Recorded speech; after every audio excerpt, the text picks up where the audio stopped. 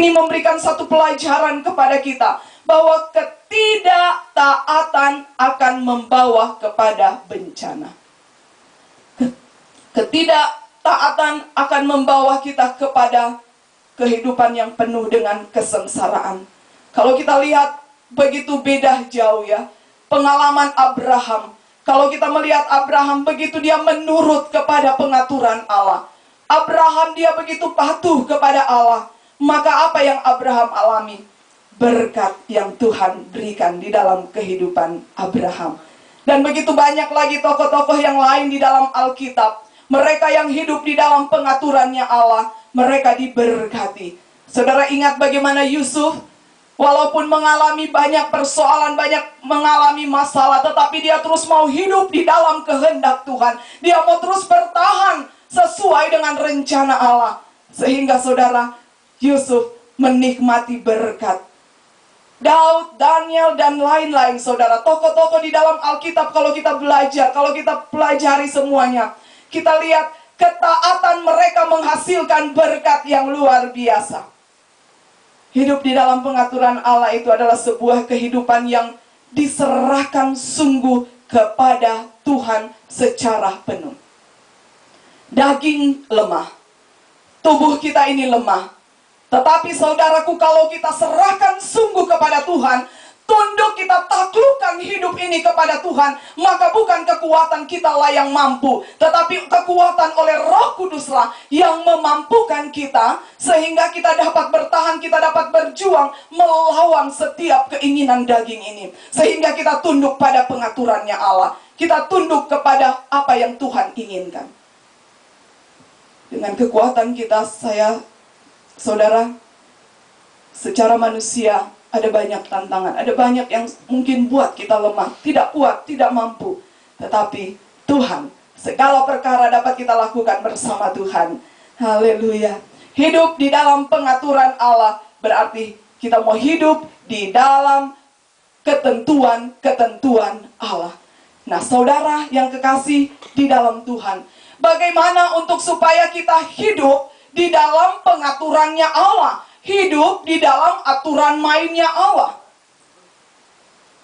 Saudara yang kekasih di dalam Tuhan Yesus Kristus, yang pertama, saudara, untuk kita dapat hidup di dalam aturan mainnya Tuhan, untuk supaya kita dapat taat, kita dapat hidup di dalam pengaturannya Allah, saudara, yang pertama kita harus menyadari bahwa kita ini telah menjadi miliknya Allah.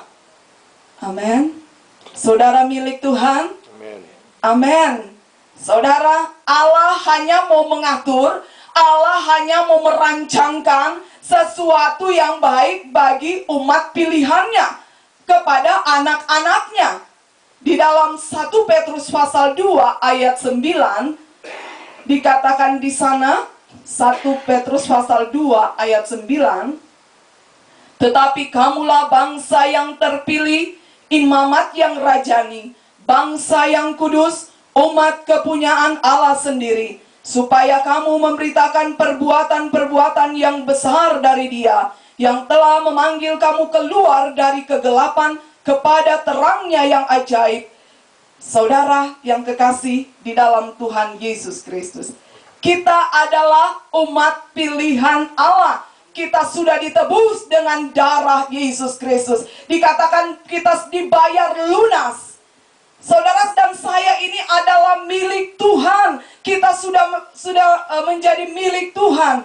Nah, bagaimana supaya kita dapat tunduk kepada pengaturan Allah?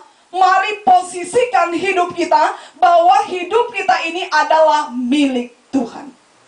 Kalau itu yang kita sadari setiap saat, kalau itu yang kita tahu di dalam setiap perjalanan kita, saya adalah milik Tuhan, bukan milik saya sendiri. Milik hidup ini bukan milikku, tetapi milik Tuhan. Nah, saudara, maka kita akan melakukan, kita akan tunduk di dalam pengaturan Allah. Karena kita sudah dibayar lunas. Kita sudah ditebus dengan darah Yesus Kristus. Jadi bukan hanya keselamatan yang kita inginkan waktu Tuhan tebus kita dari dosa. Bukan hanya sekedar, oh puji Tuhan, saya sudah dibeli dengan harga yang mahal. Saya sudah dibayar lunas. Saya dibayar dengan darah yang tidak bercacat. Puji Tuhan, saya selamat, that's it. No, saudara. Kita harus tahu kalau kita sudah dibeli, kita berarti milik Tuhan. Nah, kalau kita milik Tuhan, berarti kita harus hidup menurut aturan mainnya Tuhan. Saudara, kalau saudara beli sesuatu, itu sudah menjadi milik saudara. Saudara mau buang, saudara mau hancurkan, saudara mau buat apa saja, itu terserah saudara. Amin. Kalau saudara merasa kita ini milik Tuhan, saya ini milik Tuhan, mengalami persoalan, mengalami badai, tantangan apapun yang kita hadapi, tetapi kita memposisikan diri kita, saya milik Tuhan, dan saya percaya Tuhan, milik Tuhan akan dijaga oleh Tuhan. Tuhan tidak akan biarkan kita. Tuhan akan terus menjaga. Dia akan menjadi kota benteng, menjadi perlindungan kita. Tuhan sekali-kali tidak akan meninggalkan kita. Kita sudah dibayar lunas. Otomatis saudara kita ini adalah milik Tuhan. Tetapi ada begitu banyak saudara, anak-anak Tuhan yang tidak memposisikan diri sebagai milik Tuhan. Sehingga masih hidup semau-maunya. Hidup dengan keinginan diri sendiri. Hidup dengan apa maunya.